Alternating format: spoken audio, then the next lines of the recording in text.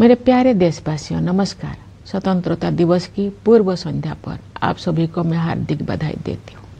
हम सभी के लिए एक गर्व की बात है कि स्वाधीनता दिवस और गणतंत्र दिवस सभी भारतीय उत्साह और उमंग के साथ मनाते हैं। ये दिवस हमें भारतीय होने के गौरव का विशेष स्मरण कराते हैं। 15 अगस्त की तारीख हमारी सामूहिक स्मृति में गहराई से अंकित है।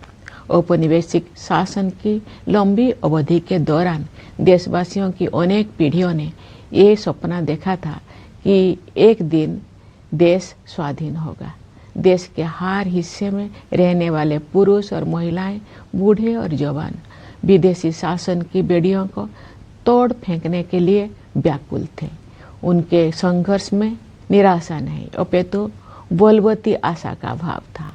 आशा का वही भाव स्वतंत्रता के बाद हमारी प्रगति को ऊर्जा देता रहा। कल जब हम अपने त्रिरंगे को सलामी दे रहे होंगे तो हम उन सभी स्वाधीनता सेनानियों को भी श्रद्धांजलि अर्पित करेंगे जिनके बलिदान के बल पर 78 साल पहले 15 अगस्त के दिन भारत ने स्वाधीनता हासिल की थी। अपनी स्वाधीनता का पुनः प्राप्त करने के बाद हम एक ऐसे लोकतंत्र के मार्ग पर आगे बढ़े जिसमें सभी वयस्कों को मतदान का अधिकार था। दूसरे शब्दों में कहे तो हम भारत के लोगों ने अपने नियति को स्वरूप देने का अधिकार स्वयं को अर्पित किया। अनेक लोकतांत्रिक व्यवस्थाओं में जेंडर, रिलीजियन तथा अन्य आधारों पर लोगों के मताधिकार पर पाबंदियां होती थी, परंतु हमने ऐसा नहीं किया। चुनौतियों के बावजूद भारत के लोगों ने लोकतंत्र को सफलतापूर्वक अपनाया। लोकतंत्र को अपनाना हमारी प्राचीन लोकतांत्रिक मूल्यों की सहज अभिव्यक्ति थी। भारत भूमि विश्व के प्राचीनतम गणराज्यों की धरती रही है। इसे लोकतंत्र की जननी कहना सर्वथा उचित है। हमारे द्वारा अपनाए गए संविधान की आधारशिला पर हमारी लोकतंत्र का भवन निर्मित हुआ है। हमने लोकतंत्र पर आधारित ऐसी संस्थाओं का निर्माण किया जिनसे लोकतांत्रिक कार्यशैली को मजबूती मिली। हमारे लिए हमारा संविधान और हमारे लोकतंत्र सर्वोपरि है। अतीत पर दृष्टिपात करते हुए हमें देश के विभाजन से हुई पीड़ा को कदापि नहीं भूलना चाहिए। आज हमने विभाजन विभीषिका स्मृति दिवस मनाया। विभाजन के कारण भयावह हिंसा देखी गई और लाखों लोग विस्थापित होने के लिए मजबूर किए गए। आज हम इतिहास की गलतियों के शिकार हुए लोगों को श्रद्धांजलि अर्पित करते हैं।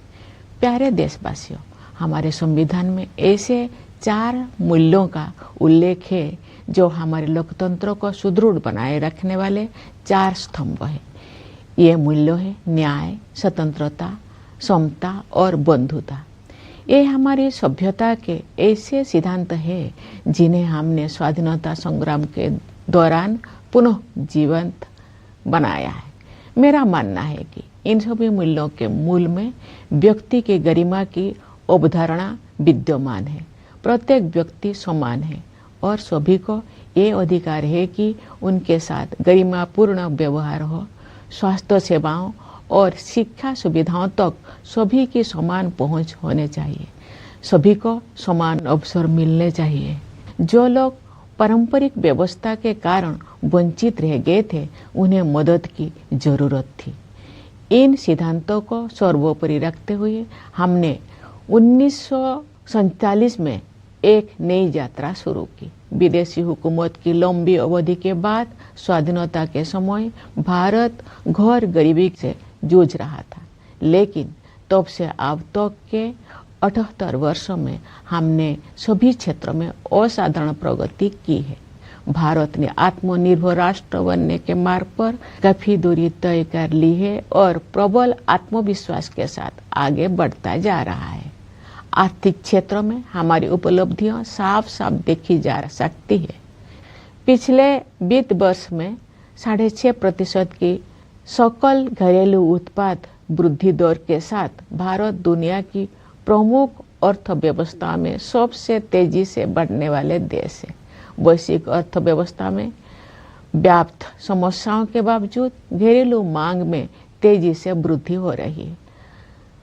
मुद्रास्फीति पर नियंत्रण बना हुआ है, निर्यात बढ़ रहा है। सभी प्रमुख संकेतक अर्थव्यवस्था की मजबूत स्थिति को दर्शा रहे हैं। ये हमारे श्रमिक और किसान भाई बहनों की कड़ी मेहनत और समर्पण के साथ साथ सुविचारित सुधारों और कुशल आर्थिक प्रबंधन का भी परिणाम है। सुशासन के माध्यम से बड़ी संख्या में लोगों को गरीबी से बाहर निकाला गया है। सरकार गरीबों के लिए अनेक कल्याणकारी योजनाएं चला रही है। जो लोग गरीबी रेखा से ऊपर तो आ गए हैं लेकिन मजबूत स्थिति में नहीं है, उनको भी ऐसे योजनाओं की सुरक्षा उपलब्ध है ताकि वे फिर से गरीबी रेखा से नीचे ना चले जाए। ये कल्याणकारी प्रयास सामाजिक सेवाओं पर बढ़ते खर्च में परिलक्षित होते हैं। आय की असमानता कम हो रही है, क्षेत्रीय असमानताएं भी कम हो रही है।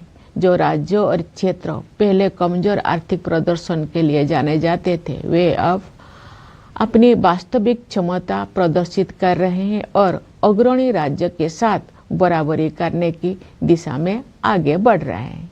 हमारे अग्रणी व्यवसायियों, लघु एवं मध्यम उद्यमियों और व्यापारियों ने हमेशा कुछ कर गुजरने की भावना का परिचय दिया है।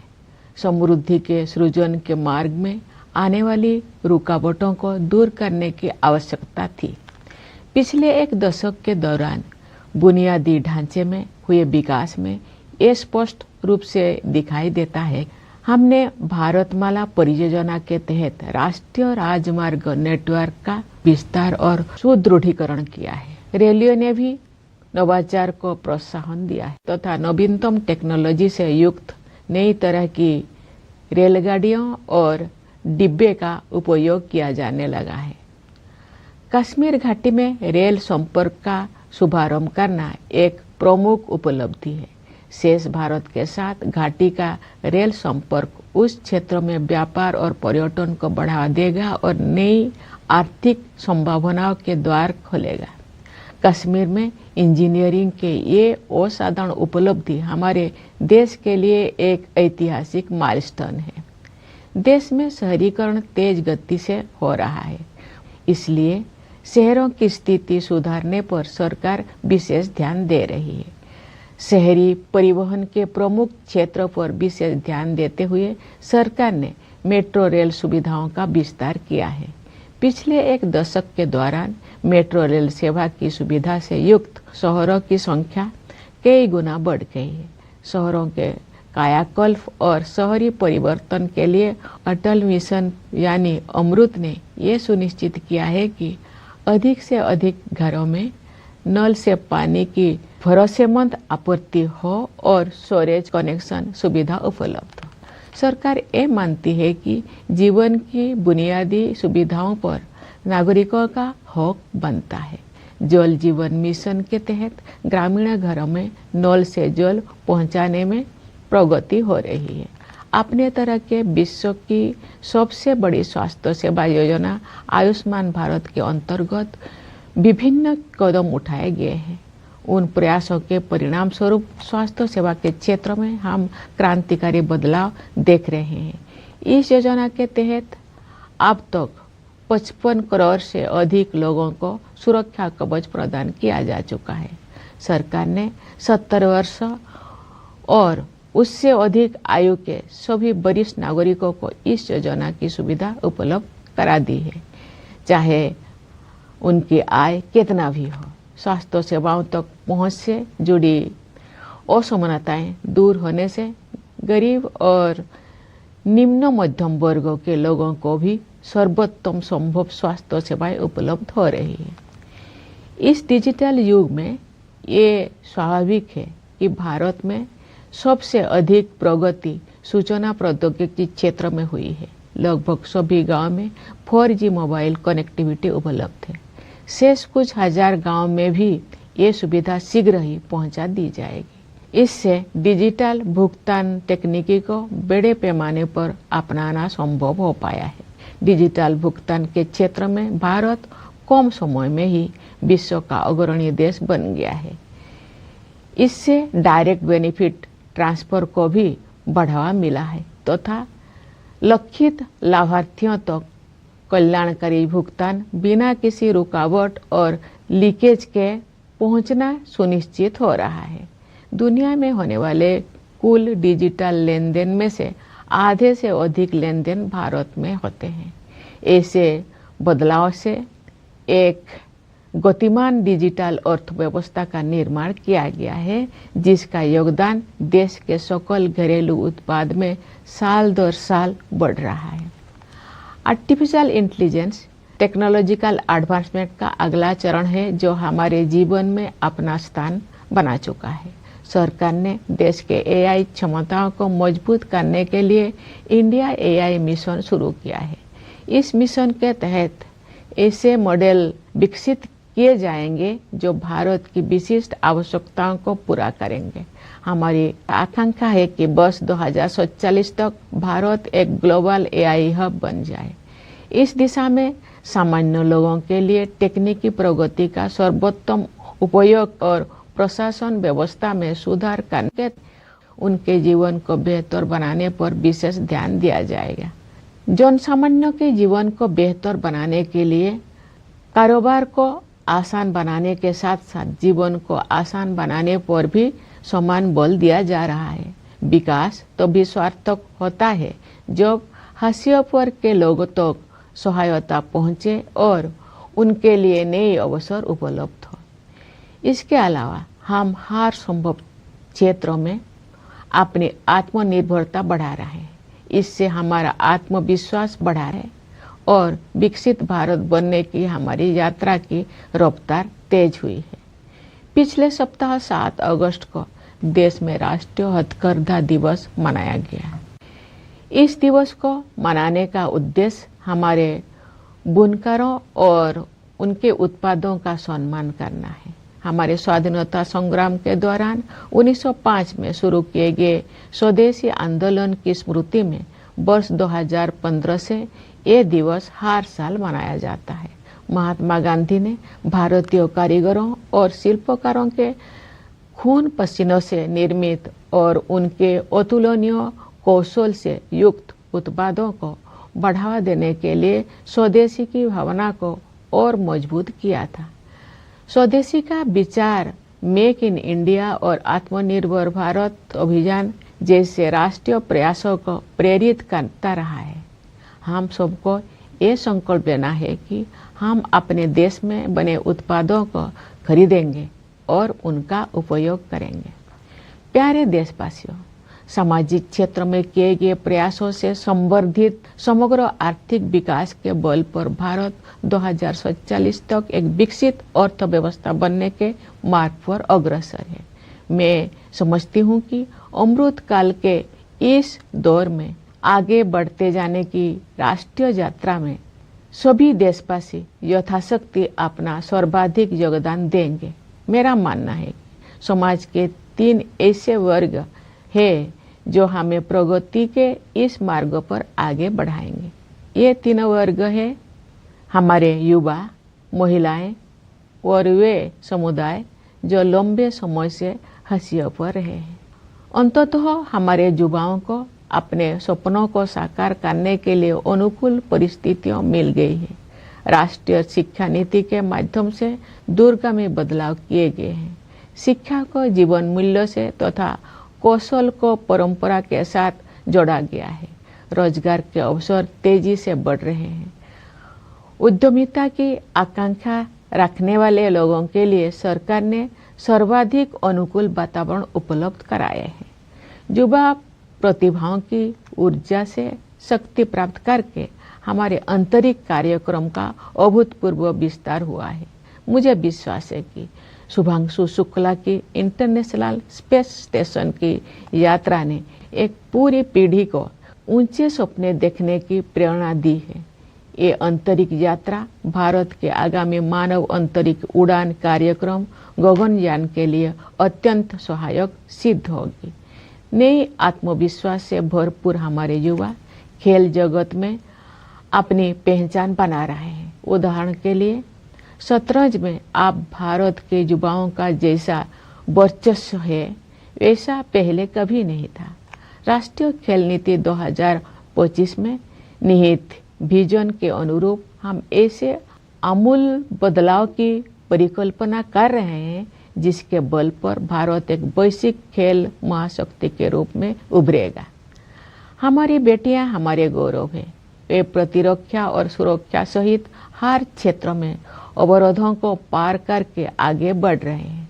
खेलकूद को उत्कृष्टता, सशक्तिकरण और क्षमताओं का महत्वपूर्ण संकेतक माना जाता है। विश्व शतरंज चैंपियनशिप के लिए फीडे महिला विश्व कप का फाइनल मैच 19 वर्षों के भारत की एक बेटी और 38 वर्षों की एक भारतीय महिला के बीच खेला गया। ये उपलब्धि पीढ़ी दर पीढ़ी हमारी महिलाओं में विद्यमान विश्व स्तर की सतत उत्कृष्टता को रेखांकित करती है। रोजगार में भी जेंडर गैप कम हो रहा। नारी शक्ति बंधन अधिनियम से महिला सशक्तिकरण अब केवल एक नारा ना रहकर यथार्थ बन गया है। हमारे समाज का एक बड़ा हिस्सा अनुसूचित जाति, अनुसूचित जनजाति, पिछड़ा वर्ग और अन्य समुदायों के लोगों का है। इन समुदायों के लोग अब हाशिए पर होने का टैग हटा रहे हैं। उनकी सामाजिक और आर्थिक आकांक्षाओं को साकार करने के लिए सक्रिय प्रयासों के माध्यम से सरकार उनकी सहायता करती आ रही है। अपनी वास्तविक क्षमता को हासिल करने की दिशा में भारत अब और अधिक तेज गति से आगे बढ़ रहा है। हमारे सुधारों और नीतियों से विकास का एक प्रभावी मंच तैयार हुआ है। इस तैयारी के बल पर मैं एक ऐसे उज्जवल भविष्य को देख पा रही हूँ जहाँ हम सब अपनी सामूहिक समृद्धि और खुशहाली में उत्साहपूर्वक योगदान दे रहे होंगे। उस भविष्य की ओर हम भ्रष्टाचार के प्रति जीरो टॉलरेंस रखते हुए अनवरत सुशासन के साथ आगे बढ़ रहे हैं। इस संदर्भ में मुझे महात्मा गांधी की एक महत्वपूर्ण बात याद आ रही है। गांधी जी ने बताया था और मैं दोहराती हूँ, भ्रष्टाचार और दंभ लोकतंत्र के अनिवार्य परिणाम नहीं होने चाहिए। हम सब ये संकल्प ले कि गांधी जी के इस आदर्श को कार्य रूप देंगे और भ्रष्टाचार को समूल नष्ट करेंगे। प्यारे देशवासियों, इस वर्ष हमें आतंकवाद का दंश झेलना पड़ा। कश्मीर घूमने गए निर्दोष नागरिकों की हत्या कायरतापूर्ण और नितांत अमानवीय थी। इसका जवाब भारत ने फौलादी संकल्प के साथ निर्णायक तरीके से दिया। ऑपरेशन सिंदूर ने ये दिखा दिया कि जब राष्ट्र की सुरक्षा का प्रश्न सामने आता है तो हमारे सशस्त्र बल किसी भी स्थिति का सामना करने के लिए पूरी तरह सक्षम सिद्ध होते हैं। रणनीतिक स्पष्टता और तकनीकी दक्षता के साथ हमारी सेना ने सीमा पार के आतंकवादी ठिकानों को नष्ट कर दिया। मेरा विश्वास है कि ऑपरेशन सिंदूर आतंकवाद के विरुद्ध मानवता की लड़ाई में एक मिसाल के तौर पर इतिहास में दर्ज होगा। हमारी एकता ही हमारी जवाबी कार्रवाई की सबसे बड़ी विशेषता थी। यही एकता उन सभी तत्वों के लिए सबसे करारा जवाब भी है जो हमें विभाजित देखना चाहते हैं। भारत के दृष्टिकोण को स्पष्ट करने के लिए विभिन्न देशों में गए संसद सदस्यों के बहुदलीय प्रतिनिधि मंडलों में भी हमारी यही एकता दिखाई दी। विश्व समुदाय ने भारत की इस नीति का संज्ञान लिया है कि हम आक्रमणकारी तो नहीं बनेंगे, लेकिन अपने नागरिकों की रक्षा के लिए जवाबी कार्रवाई करने में तनिक भी संकोच नहीं करेंगे। ऑपरेशन सिंदूर प्रतिरक्षा के क्षेत्र में आत्मनिर्भर भारत मिशन की परीक्षा का भी अवसर था। अब ये सिद्ध हो गया है कि हम सही रास्ते पर हैं। हमारा स्वदेशी विनिर्माण उस निर्णायक स्तर पर पहुंच गया है जहां हम अपनी बहुत सी सुरक्षा आवश्यकताओं को पूरा करने में भी आत्मनिर्भर बन गए हैं। ये उपलब्धियां स्वाधीन भारत के रक्षा इतिहास में एक नए अध्याय का सूत्रपात है। प्यारे देशवासियों, इस अवसर पर मैं आप सभी से ये आग्रह करना चाहती हूँ कि पर्यावरण की रक्षा के लिए आप सब हर संभव प्रयास करें। जलवायु परिवर्तन की चुनौती का सामना करने के लिए हमें अपने आप में भी कुछ परिवर्तन करने होंगे। हमें अपनी आदतें और अपनी विश्व दृष्टि में बदलाव लाना होगा। हमें अपनी धरती, नदियाँ, पहाड़ों, पेड़ पौधे और जीव जंतुओं के साथ अपने संबंधों में भी परिवर्तन करना होगा। हम सब अपने योगदान से एक ऐसे पृथ्वी छोड़कर जाएं जहां जीवन अपने नैसर्गिक रूप में फलता फूलता रहे। प्यारे देशवासियों, हमारी सीमाओं की रक्षा करने वाले सैनिकों, पुलिस तथा केंद्रीय सशस्त्र पुलिस बलों की ओर मेरा ध्यान विशेष रूप से जाता है। मैं न्यायपालिका और सिविल सर्विसेज के सदस्यों को भी अपनी शुभकामनाएं व्यक्त करती हूँ। विदेशों में स्थित भारतीय दूतावासों में कार्यरत भारतीय अधिकारियों और प्रवासी भारतीयों को भी मेरी ओर से स्वाधीनता दिवस की हार्दिक शुभकामनाएं। मैं एक बार फिर आप सभी को स्वाधीनता दिवस की बधाई देती हूँ। धन्यवाद। जय हिंद, जय Bharat.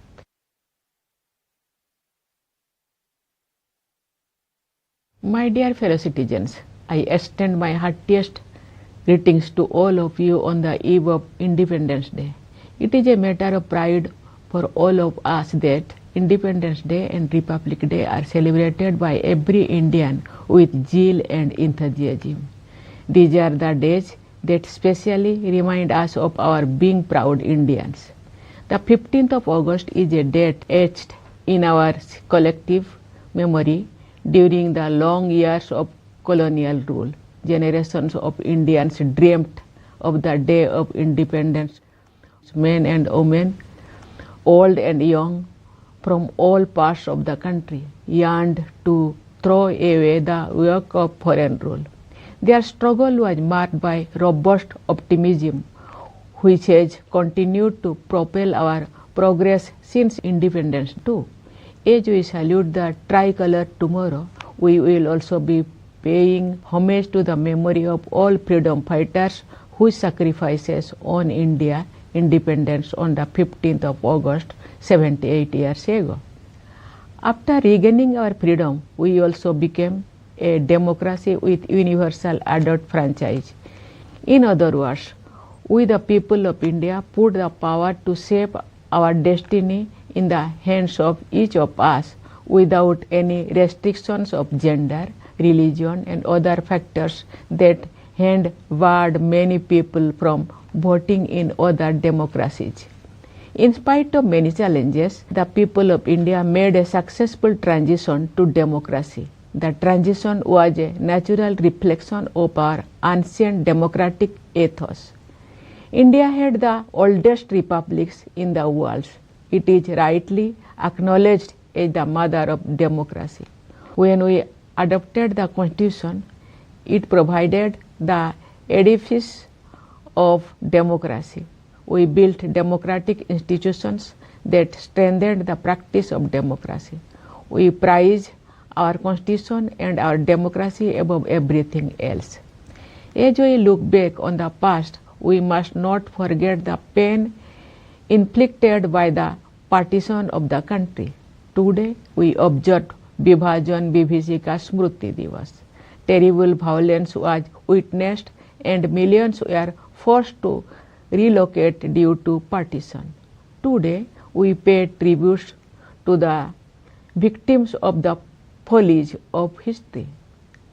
Dear fellow citizens, our Constitution contains 4 values as the 4 pillars upholding our democracy. They are justice, liberty, equality and fraternity. These are our civilizational principles that we rediscovered during the freedom struggle. At the heart of them all, I believe, is the notion of human dignity. Every human being is equal and everyone deserves to be treated with dignity. Everyone should have equal access to health care and education. Everyone should have equal opportunity. Those who had been traditionally at a disadvantage needed to be given a helping hand. Keeping these principles foremost in mind, we started a new journey in 1947. After the long years of foreign rule, India was in utter poverty at the time of independence. But in the 78 years since then, we have made extraordinary progress in all fields. India is well on the way to becoming a self-reliant nation and is moving ahead with great confidence. In the economic field, our achievements are all the more noticeable. With a GDP growth rate of 6.5% in the last fiscal, India is the fastest growing among the major economies in the world. Even amid stress in the global economy, demand at home is pacing ahead. Inflation has remained under control. Exports are rising. All key indicators show the economy in the peak of health.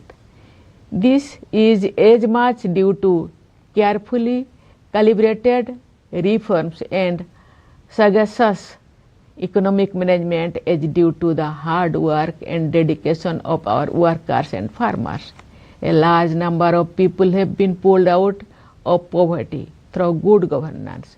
The government has been running a series of welfare initiatives for the poor and also for those who have risen above the poverty line but are still vulnerable, so that they do not fall below it again.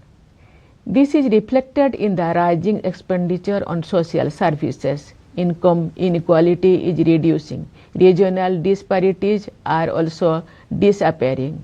The states and regions earlier known for weaker economic performance are now showing their true potential and catching up with the front runners. Our business leaders, small and medium industries and traders have always exhibited a can-do spirit. What was needed was removing the bottleneck in the path of wealth creation. That is so visible when it comes to infrastructure development over the past decade. We have expanded and strengthened the national highway network under the Bharatmala Pariyojana. The railways too have innovated, introducing new types of trains and coaches equipped with latest technologies. The inauguration of the rail link in Kashmir Valley is a major accomplishment.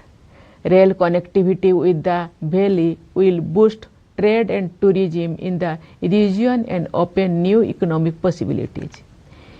This engineering marvel at Kashmir is a historic milestone for our country. The country is rapidly urbanizing, hence the government has been paying special attention to improve the conditions of the cities. Addressing the key area of urban transport, the government has expanded metro rail facilities. The number of cities with a metro rail service has gone up multifold in a decade. The Atal Mission for Rejuvenation and Urban Transformation, or AMRUT, has ensured more and more households have access to a tap with the assured supply of water and a storage connection. The government considers the basic amenities of life as rightful claims of the citizens. The Jal Jeevan Mission is making progress in providing tap water supply to rural households. In the healthcare sector, we have been witnessing a paradigm shift with a variety of initiatives under Ayushman Bharat, the largest healthcare scheme of its kind in the world. This scheme has already provided cover to more than 55 crore people. The government extended this benefit to all senior citizens of the age of 70 years and above, regardless of their income. As inequalities in access are removed, the poor and the lower middle class also benefit from the best possible healthcare facilities. In this digital age, it is apt that one sector in India that has seen the most dramatic advances is information technology. Nearly all villages have 4G mobile connectivity, and the remaining few thousands will be covered soon. This has made possible large-scale adoption of digital payment technologies, in which India has become a world leader in a short span. It has also supported direct benefit transfer, which ensures that welfare benefits reach the intended beneficiaries without glitch and leakage. More than half of the total number of digital transactions in the world take place in India. These developments have created a vibrant digital economy whose contribution to the country's GDP is increasing year on year. Artificial intelligence is the next stage of technological advancement and has already entered our lives. The government has launched the India AI mission to strengthen the country's AI capabilities. It is also helping to build AI models that answer to India's specific requirements. As we aspire to become a global AI hub by 2047, our focus will remain on making the best use of advances in technology for the common people to improve their lives by improving governance. For betterment of the lives of the common people, there is equal emphasis on improving the ease of doing business as well as on improving the ease of living. Development serves the purpose only when it helps those on the margins and opens new opportunities for them. Moreover, we are increasing our self-reliance on every area possible. This has added to our self-confidence and increased the momentum of our journey towards becoming Viksit Bharat. Last week, on August 7, the country celebrated National Handloom Day, which honors our weavers and their products. Since the year 2015, we have been celebrating this day to commemorate the Swadeshi movement, launched during our freedom struggle in the year 1905. The spirit of Swadeshi was strengthened by Mahatma Gandhi to promote the products made by the sweat and toil of Indian artisans and craft persons and by their incomparable skills. The idea of Swadeshi has been inspiring our national endeavors like Make in India initiative and Atmanirbhar Bharat Abhiyan. Let us resolve to buy and use Indian products. Dear fellow citizens, the all-round economic growth complemented by social sector initiatives has placed India well on the path of becoming a developed economy by 2047. With the nation marching ahead during the Amrit Kal, I see all of us contributing to the best of our ability. I believe there are three sections of society that will lead us on this path: youth, women, and the communities that had for long remained on the margins. Our youth have finally found the right environment for the realization of their dreams. The National Education Policy has brought in far-reaching changes, aligning learning with values and skills with tradition. Employment opportunities are booming. For those with entrepreneurial aspirations, the government has created the most conducive ecosystem. Fueled by young minds, our space program has witnessed unprecedented expansion. I am sure that Shubhangshu Shukla's space journey to the International Space Station has fired a whole generation to dream bigger.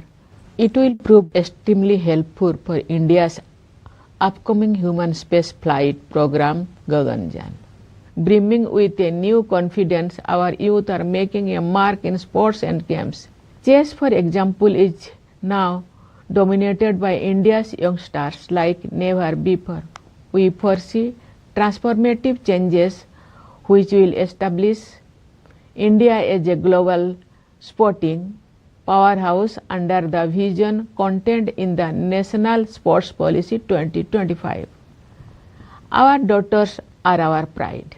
They are breaching barriers in every field, including in the areas of defense and security. Sports are among important indicators of excellence, empowerment, and potential. The 19-year-old girl and a 38-year-old woman from India were the finalists in the FIDE Women's World Cup for Chess Championship. This underlines the sustained and globally comparable excellence across generations among our women. The gender gap in employment have also been reducing. With Nari Shakti Bandhan Adhiniyam, the empowerment of women is no longer a slogan but a reality. People belonging to a major segment of our society comprising scheduled castes, scheduled tribes, backward classes and other communities are shedding the tag of the marginalized. The government has been actively helping them to realize their social and economic aspirations with several initiatives. India is moving ahead at a faster pace towards realizing its true potential. Across our reforms and policies have created an effective platform. I can see a bright future ahead in which every one of us will be energetically contributing to the prosperity and happiness of all of us. We are moving ahead towards that future with sustained good governance and zero tolerance for corruption. Here I am reminded of an important statement by Mahatma Gandhi. He had noted, and I quote, "Corruption and hypocrisy ought not to be inevitable products of democracy. Let us pledge to realize Gandhiji's ideal and weed out corruption." Dear fellow citizens, this year we had to face the scourge of terrorism. Killing innocent citizens on holiday in Kashmir was cowardly and utterly inhuman. India responded in a decisive manner and with steely resolve. Operation Sindoor showed that our armed forces are prepared to meet any eventuality when it comes to guarding the nation. With strategic clarity and technical capability, they destroyed terrorist hubs across the border. I believe Operation Sindoor will go down in history as an example in humanity's fight against terrorism. In our response, what was most noticeable was our unity, which is also the most befitting response to those who wanted to divide us. Our unity was on display also in the multi-party delegations of the members of parliament that reached out to various nations to explain India's position. The world has taken note of India's stance that we will not be the aggressor, but we will not hesitate to retaliate in defense of our citizens. Operation Sindoor was also a test case of the Atmanirbhar Bharat mission in the defense sector. The outcome has proved that we are on the right path. Our indigenous manufacturing has achieved the critical level that makes us self-sufficient in meeting many of our security requirements. These are landmark achievements in India's defense history since independence.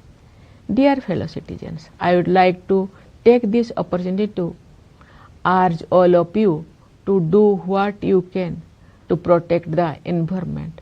To respond to the challenge of climate change, we must also change. We must change our habits and our worldview. We must change our relationship with our land, rivers, mountains, and with flora and fauna. With contribution from all of us, we will leave behind a planet in which life will be flourishing in natural order. Dear fellow citizens, I have in mind specially the soldiers guarding our borders and the police as well as Central Armed Police Forces. I extend my greetings to the members of the judiciary and the civil services. My Independence Day greetings to the Indian officials in the missions abroad and also to the Indian diaspora. I once again extend my greetings for Independence Day. Thank you. Jai Hind, Jai Bharat.